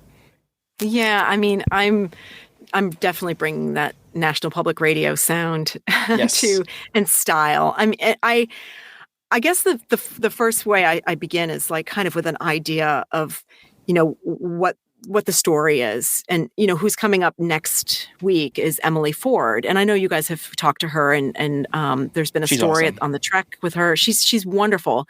And so, I read about her and I followed her because it was very close to us. It was Ice Age Trails right here in Wisconsin. But, I read about her and kind of follow and I come up with some questions that, might touch on something that's going to bring out something in her that either she hasn't talked about yet or nobody else has asked her. I don't know if there's going to be anything like that, but, might delve into something a little bit deeper. And, it doesn't always work. Sometimes it's just whatever. But I loved our conversation because we started kind of talking about the dog and talking about Diggins and talking about a relationship and talking about what she feels like when she's out there. And I'm thinking about my curiosity, but I'm also thinking about like, what is it that people want to know? Like, what would my mom or my brother who don't really backpack and maybe don't know anything about her, like, what would they want to know? What is something that's burning? Because sometimes like we're such professionals or something, we know so much that we forget that like people are coming from, from all different places. And then I conduct the interview, but I really edit my interviews a lot. And I sometimes take questions and comments and put them in other places in the story because I think that they work better. Or I think of something at the end and like, oh, that's such a key. And so like if you've listened to any of Walking Distance, there's always like this little wonderful gem of something they say. And that's the little, I don't know if you want to call it a tease, but that's like the little,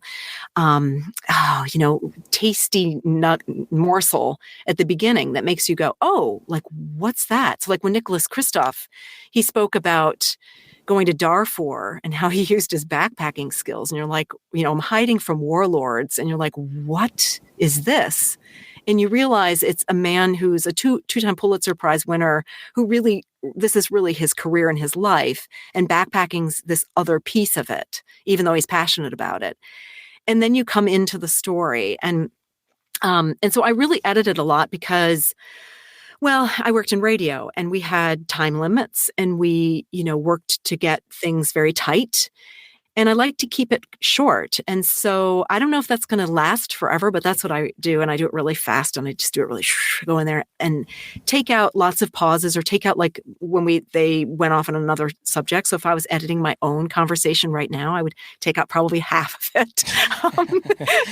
You'll notice the difference in our editing styles in that literally every time I trip over my words, we just leave that in so people can hear how dumb I am. The ums and the likes. Yeah. So I edit, I tighten it up. I mean, I don't want to make them sound unnatural, but I just get kind of to the topic a little faster, and then try to, as I say, I might shift things around. But Emily's just a really great example because she's taking up the whole show, so it's not several different people. And so there was kind of one part of the story. And then there's another part, which, you start kind of with her sort of spiritual feeling about being there. And then you get into more of like the heavy stuff, which is, the fact that she's a Black woman, and she's a gay Black woman, and it's like, whoa, we don't see many people like her, and she doesn't see many people like her on trail. So there's this other portion to it. And it's, and so, and then it kind of, finishes out. The podcast that's going to come after that, the episode that's going to come after that is a story, Hiking with Kids. And I have like 3 different segments because I have 2 different families on trail. And then someone who is an expert, Heather Baylog Rochfort, wrote a book about moms who hike, I think super moms who hike, something like that. And she's really been doing a lot of talking and a lot of working, with making a nonprofit to help families hike, because it's very expensive to backpack with kids, and she just gives some practical advice. So there was definitely like an arc to that in terms of like, well, here's these personal stories. But then here's this piece with somebody saying, okay, here's how, you're thinking of different ages and how you're going to manage it. And so, that's kind of what I did. Yeah, it's fascinating. And I love how every episode tackles a particular subject, or sometimes maybe 2 subjects, but like you can really dive down, even though they are shorter episodes compared to this, which, it feels like a day and a half sometimes, but like, like within 20 to 30 minutes, I feel like you get a very good understanding for the thing that you're tackling. Yeah. Oh, thank you. Thanks so much. I mean, I just hope that it's not too short. I guess as I said, I'm coming from public radio where we had limited time. And my model for what I do is the New York Times, The Daily. I mean, this is not The Daily, but I have several friends who work on that because they stole them all from American Public Media. Oh wow! And it's a great podcast. Mm-hmm. It's a great podcast. It's my number 1 news podcast for sure. They go so deep and so far into things, and it's 26 minutes long. Because you have to have time for all the, the top of the hour news and blah, blah, blah.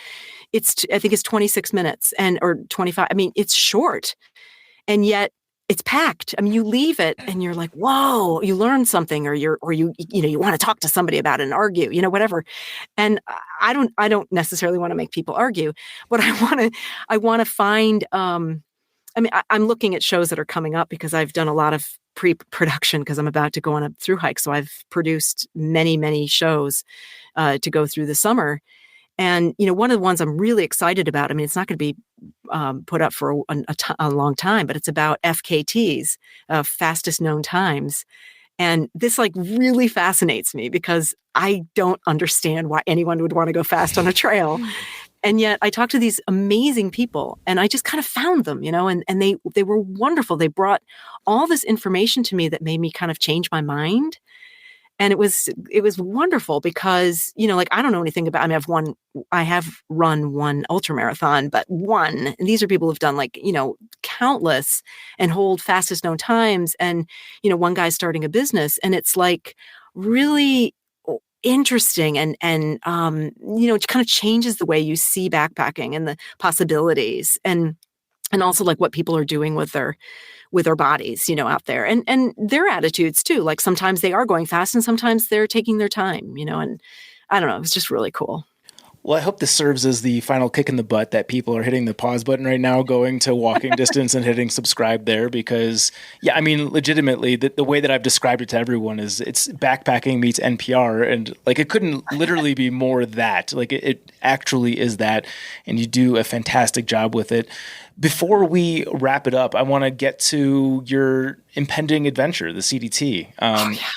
I know, again, we're disjointed in the flow of questions here, but what inspired the CDT? What's on your mind? I know obviously you're going into it with a couple of fake hips now, which I'm sure is like a thought at the forefront of your mind. So if you could just kind of talk about that. Oh yeah, for sure. Well, I walked the Te Araroa as my first long through hike. That's the long pathway in New Zealand. And then I came back to the United States, and there were a lot of changes in my life. And my husband said, I think you should go for another hike. So I did the PCT. I did it all in 1 year. It was amazing. And then new hips. And it's like, I wanted to do another through hike. And it just makes sense to do the CDT right now because I'm still young-ish.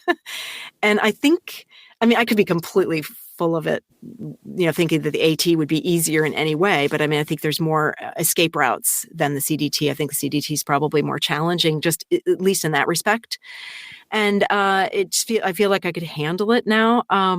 And it's in the United States. I think it's a little more complicated to try to do something out of the country at the moment. So it all fit in place. And like weird little coincidences were happening. I was kind of just randomly talking about it a little bit on my podcast and while I had my surgeries and, putting stuff up on Facebook, and a gal from the PCT contacted me, a friend I met there, and said, gee, we should do this together. Are you guys still there? Yeah.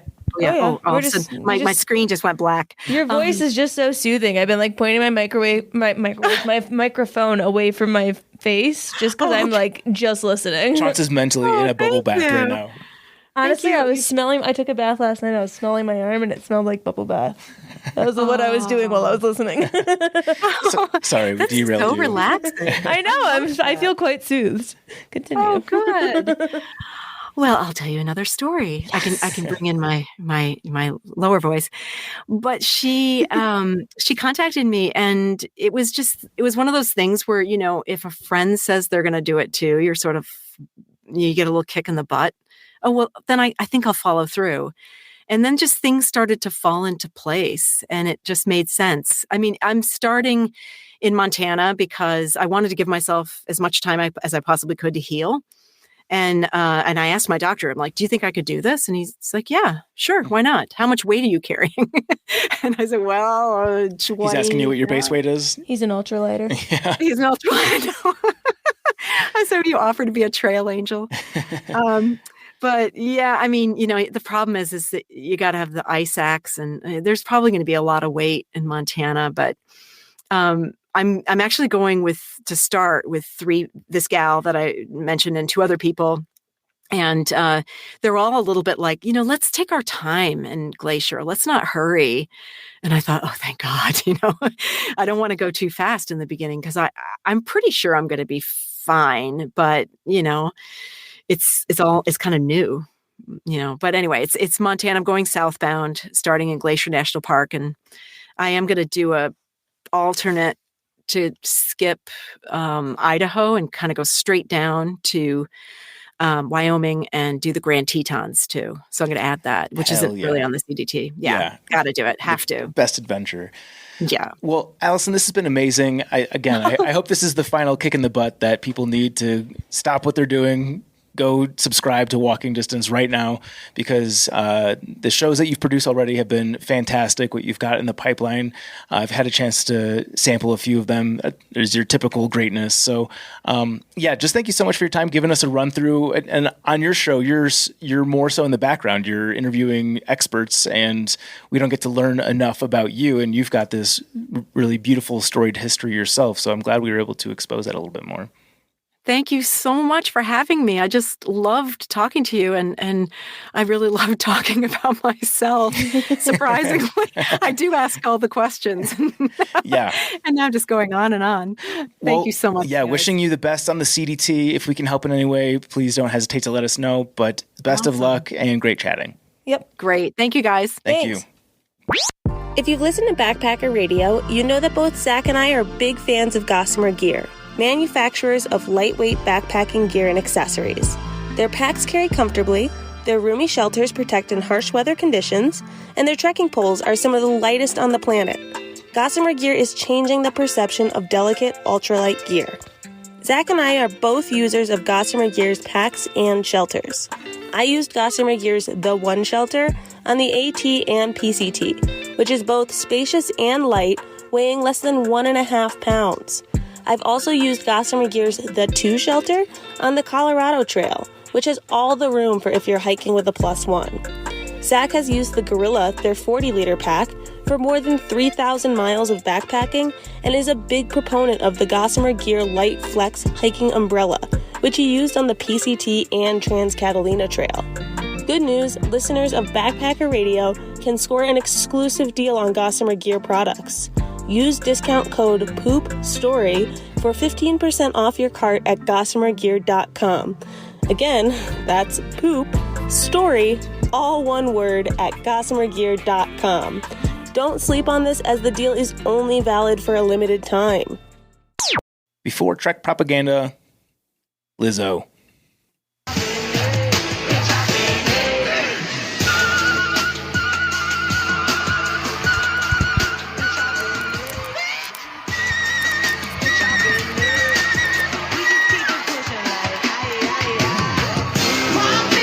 Yep. Love her. Yeah. Lizzo's the shit. Elise, I am texting you the link to that right now so we can put that in the show notes, because watching it is a way better experience than just listening to it. Oh my God, it's fantastic. Yeah. She dances as well as she flautists. Yes. Yep. Okay, to the Trek propaganda portion of today's show. I'm getting some crackling. I'm not sure what's happening. that's but me. Yeah. I want to do one. This is somebody who actually reached out to do a guest post. This is titled The Longest Trail by Jonathan Horwitz, who actually wrote about the California Coastal Trail for his dissertation. He saw that we had done a news update on that trail. I think there was something like 70% of the trail had been completed, and there were plans for more of it to be done, something along those lines. And then he reached out being like, yeah, I wrote a dissertation on this trail, so if you want to learn the entire history of the California Coastal Trail, that will be included in the show notes. And this is something that definitely catches my interest because I love California, I love the coast, and I love walking. It combines three of my favorite things. Mm-hmm. So we mentioned a plank off during our interview with Alison, and Chance was very excited about executing on it. I'm not sure if she's feeling guilty about not going to CrossFit today. No, you said you could only do a minute, and I can only do a minute, so Yeah. I figured we were on par. So we're doing a combination. We're doing a plank off while doing our next segment, which is the Triple Crown of desserts. If you listen to the previous episode, you know why we're doing this, but I texted Chance about doing the Triple Crown of desert things, and she read that as dessert things. So apparently she was so horned up at the idea of talking about desserts that we figured it made sense to do it in the show. So here we go. All right. So do a countdown from 3, and we'll start our planks and then start listing our things. Yeah, you're smelly. I smell really bad. This is the first time you smell me? Actually, this is the closest I've been to you in a while. I smell way better now than I did during the Arizona Trail Show. Okay. Okay. 3, Ready, 2, set, go. 1. Okay. You can't even see yourself in this. No, but Okay. you can tell that I'm planking because it sounds like I'm taking a dump right now. Okay, Triple Crown of desserts. You go first. I'm going to go with, this is a recency bias because I had it last night, and this is working against me currently, but churros. Ooh, I like churros. Yeah, specifically the place that we went to had little dipping sauces. Like there's like a cream-based Yum. one, like a strawberry jam one, and like a caramel one. Oh, I'm shaking already. We're 30 seconds in. Am I allowed to go Cinnabon, or is that too close to churro? You can take it. Okay, Cinnabon. It's delicious, and it's warm, and it's gooey, and it tastes really freaking good. How's the burn feeling? I'm fine. Yeah. Okay. It's snake draft. I don't feel anything. Oh, okay. Strawberry shortcake is really good. I think the rest of mine are cake. I'm going to go with one from my childhood that I was in love with, and that is dirt cake. Specifically the version without gummy worms, because it slows down the consumption of just like soft, gooey things. But for whatever reason, that combination of things just like really speaks to my inner fatness. I don't really understand dirt cake. Is it like pudding? Or is it actually cake? I think it's like a cream cheese base with, cream cheese base with like ground up Oreo, and it's just really good. But so that's why you put it in the fridge? We're at a minute 23, by the way. So maybe we can do 2 minutes. You put it in the, yeah. Oh, and I get 2.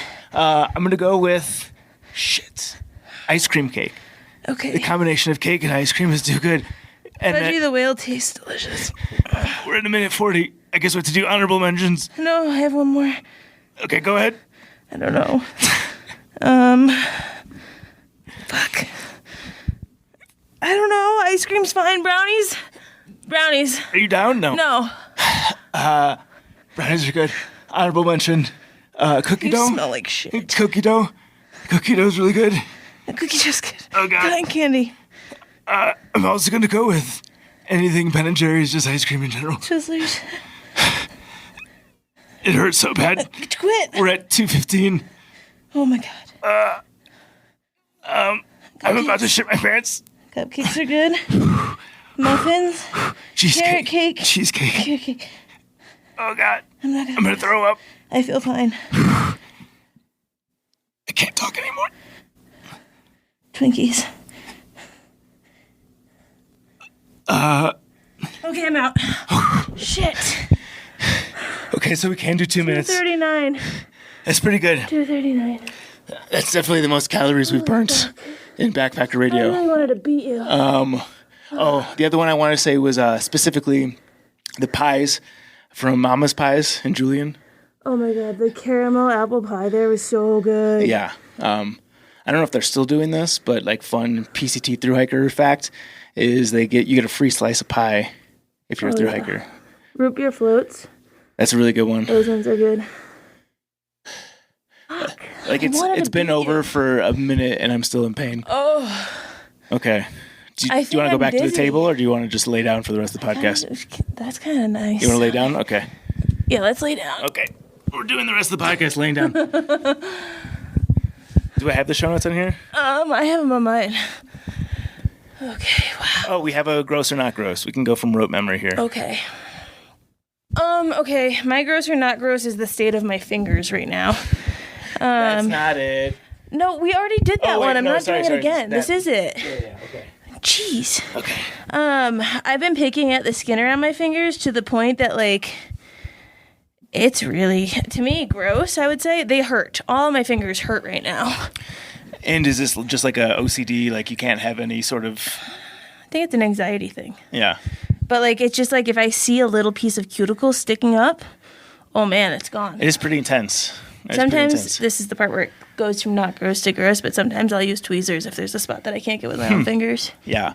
I'm going to say because I have so many OCD tendencies myself, I'm going to let you off the hook on this one because otherwise I'll have to look in the mirror and just like think that I'm just a disgusting piece of shit. Tell me where the cuticle is.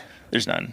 Nothing. Nothing exists. Clean as a whistle. I'm actually surprised that your fingernails don't just like fly off your hands. Yeah, honestly, I didn't think about that ever. Okay, so this was the one I was going to do in the previous show, but I hope this is relatable, but I fear that like I'm going to say it and it's going to be like I'm a very disgusting person. Okay. But have you ever picked your nose and like, so there's two... You smell so bad. Yeah, it's really bad. I'm going to be over here where it doesn't smell so bad. There's two parts of the booger, like obviously like the hard, crusty part, the dried dust and all that, and then like the fresh snot, like a comet and the comet's tail, right? Mm. So I picked a booger the other day I got the comet, and the comet tail was so long that like as I was picking it out, I could feel it. Did you feel it in your brain? I could feel it like dragging across my throat. Oh, it's so soothing. It was so satisfying. It's such a soothing feeling. I have a deviated septum, so there's a big hole in between my nose. And so it oftentimes gets clogged, especially when I'm camping. And then it like makes it so you can't breathe. Like sometimes it feels like I'm underwater, like I can't breathe through my nose at all. So like oftentimes you have to go out there and clear it out. The only fix is plastic surgery and like getting a nose job, which Yeah, when you get your deviated septum fixed, doesn't it? It actually changes the way that you sound, right? No way. Because like it changes the acoustics of. What if I start sounding like Alison Young afterwards? Oh my God. You could have a future in NPR and you don't even know it. Wow, I have big opportunities ahead. No, I just like don't want to get a nose job because I don't know, for a deviated septum. It's not an aesthetic thing. It's purely function. Yeah, but it's not like a necessity. It's not like if I don't get it, I die. It's just like if I don't get it, I'm in mild discomfort some of the time. Yeah. But the point is that I've gotten some of those comments, and when you can feel it in the back of your skull coming out, it is such a soothing feeling. It is really so nice. I'm putting that in not gross. Not gross. Satisfying. Gross, not gross, or satisfying. This is satisfying. That's satisfying. Yeah. Cool. A couple of not grosses. And actually an impromptu segment, and you might have something to add to this, but we'll call this 1 minute gear review. Actually, the more formal category for this one is premature evaluation. And that's a new piece of gear that I've been testing. I think you've tested it as well, is the new Platypus Quick Draw is their new filter. They're hoping it's going to be the big Thru-Hiker thing, but it's similar to the Catadine Be Free, and in the little bit that I've tested it, it functions similarly. I will say the learning curve is maybe too strong a statement, but when I first screwed on the filter to the bag that it's provided with, I had trouble getting it on. I did too. I had to make Mims do it. Interesting. You have to push down and then twist for it to lock in. Yeah. And it like, once you do it once, it's like learning how to snap and you're like, oh, that's like, how do you not know how to do this? But then the first time you're doing it, I think you don't want to break it. Yeah. So you're being a little too cautious. It's not as intuitive as other screw-on things, but I think that's a very small critique because, like you said, once you get the hang of it, it's super easy. They did think about like a lot of little small things. So like the bag that it attaches to has a little loop of plastic that's kind of like a little handle. I love that. Fingers don't have to go in the water. It's a luxury I didn't know I ever needed. Yeah, and like that little loop weighs nothing. That is a wonderful addition because like when you get out of your tent in the morning and the water at your water source is like 37 degrees and you're cold as is, getting your hands cold is the fastest way to cool down your body, which is actually true. I've been listening. I think I've referenced this podcast in the past, but Dr. Andrew Huberman has a podcast. He's a professor at Stanford, and apparently there's this new thing that both endurance athletes and weightlifters are doing to cool their core. And there's 3 parts of your body where you can cool down your body faster than any other part. That's the bottoms of your feet, your face, and your palms. So if your palms get wet, you're going to cool down your core faster than any other method of cooling yourself off. So like I've been at the gym recently holding an ice pack in between sets because apparently the amount of volume you can do during a workout is directly correlated to your core temperature. And if you want to bring your core temperature down, you cool down your palms or face or bottom of your feet. So more so than if I were to get my toes wet? Well, that's the bottom of your feet. But so I think that would work. But like a lot of people put on, when you're cold, you put on a hat.